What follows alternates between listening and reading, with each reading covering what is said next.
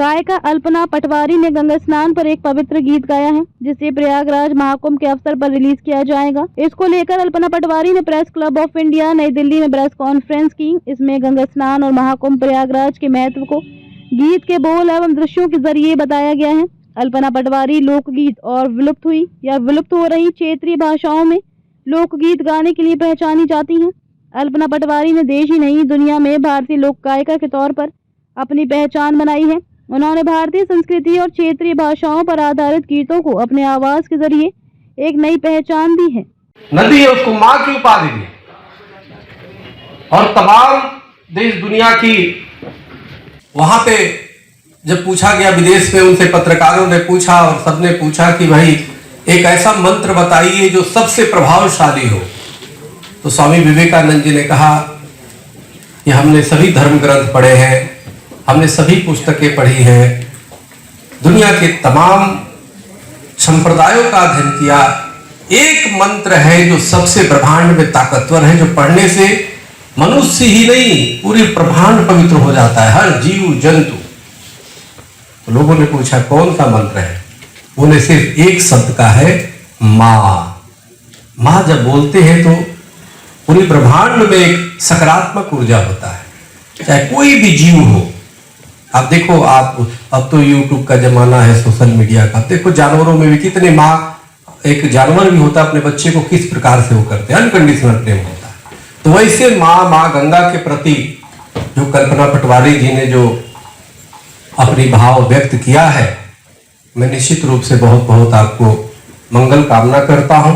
और निश्चित रूप से इस महाकुंभ में चलेगा, हमारे भी कैंप लगे, वहां भी चलाएंगे। और इसको हम हर संतों को प्रयास करेंगे कि जन जन तक इसका प्रचार प्रसार हो। इसमें भिखारी ठाकुर द्वारा हमें एक इसका जो स्पंदन आ रहा है अपने आप में, तो निश्चित रूप से आपने जिस मेहनत लगन से इसको बनाया है, पहले भी अनेक प्रकार की, आप देखिए कल्पना जी स्वयं आसाम से, और भोजपुरी ऐसा लगता है कि जन्म बिहार यूपी में लेना था, भोजपुरी बेल्ट में वो आसाम में चली गई, लेकिन पूरी काम भोजपुरी समाज के लिए कर रहे। मनोज जी, जितना आप जरा सोचिए, भोजपुरी समाज के लिए जितना कल्पना जी ने कार्य किया है वो अद्वितीय है, कमाल का। आपके मैं तो कई बार हम देखते हैं तो खुद पुरानी वीडियो आपको भेज देता हूँ आप ही का। तो मैं निश्चित रूप से बबलू राजकुमार को भी धन्यवाद दूंगा, सुमन ओझा जी को भी धन्यवाद दूंगा और तमाम लोगों को कि आपने हमें इस अवसर पे बुलाया।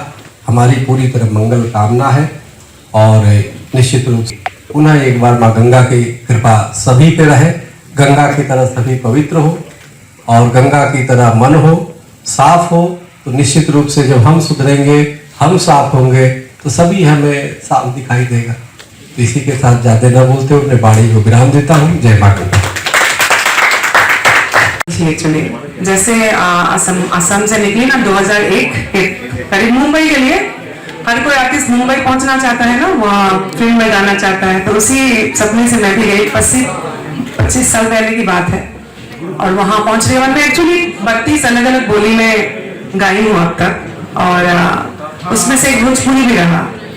ओनली डिफरेंस इज पंजाबी गाई, राजस्थानी गाई वो प्रसिद्ध नहीं हुआ, भोजपुरी गाई तो वो प्रसिद्ध हो गया। तो इसलिए मैं हमेशा बोलती हूँ कि मैंने नहीं चुना, मुझे भोजपुरी जनता ने मुझे स्वीकारा।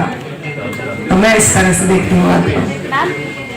सारी भाषाओं में गाना गाती है, लेकिन भोजपुरी भाषा के लिए जो आपका एक अलग से झुकाव है वो कब से शुरू हुआ था? कब से आपको लगा कि भोजपुरी भाषा जो है आपका उसके प्रति प्रेम ज्यादा है और आप उस पर अपनी भावनाओं को और भी ज्यादा एक्सप्रेस कर पाते हैं? जैसे मैंने कहा 2002 से वो एक जो इंडस्ट्री की गायन की बात अभी हो रही थी, एक गणेश के पापा से बहुत नाम मिले, बहुत प्यार मिले लोगों का।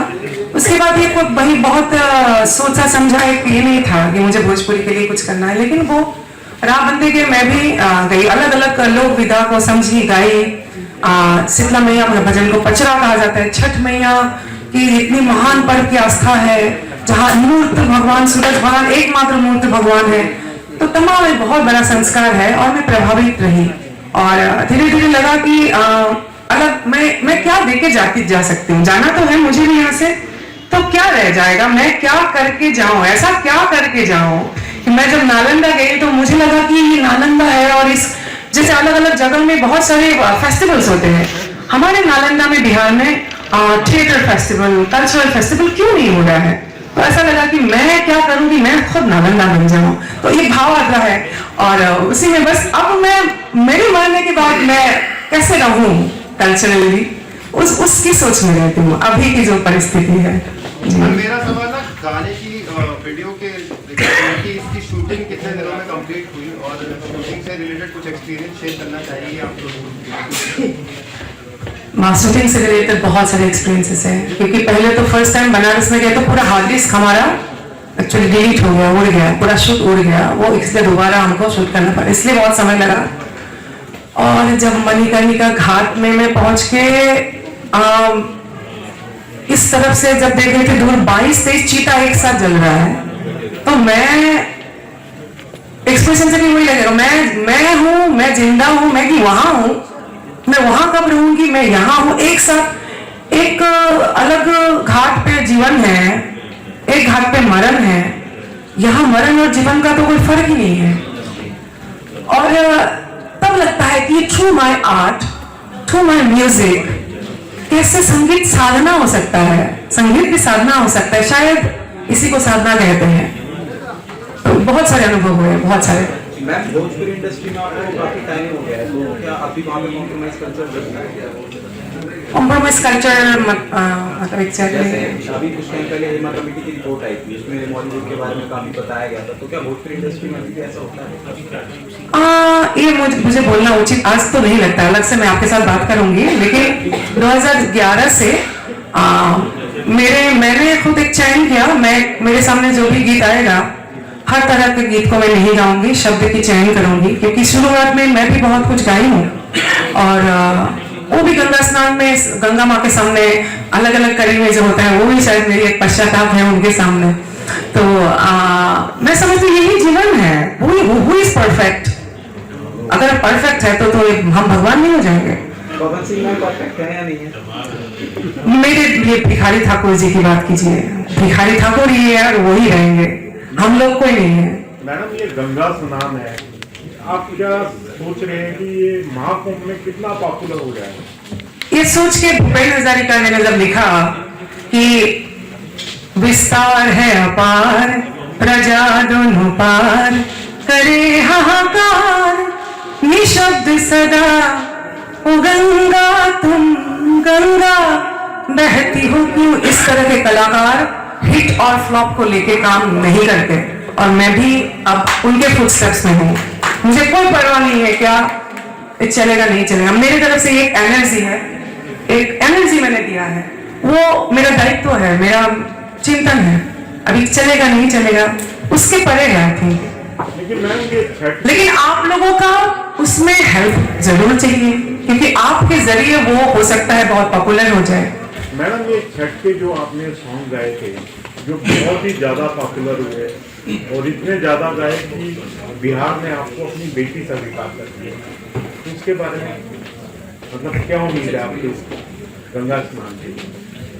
गंगा स्नान एक पैशन बन गया है अभी, मैंने बोला ना वो उम्मीद से ज्यादा बहुत सारी बातें हैं इसमें। जैसे मैंने भोजपुरी भाषा को 8वीं सूची में संविधान में स्थान की बात की, बहुत तरफ ये बात है, तो मैं सिर्फ इस पे ये नहीं कर रही हूँ कि इंडस्ट्री में जो मैं भी गा रही हूँ, कम गा रही हूँ लेकिन मैं भी गा रही हूँ, वो एक अलग है, वो उसको मेरे पास शब्द में वर्णन करने को कि ये अलग जीवन है और ये जैसे मृत्यु की भी पड़े है।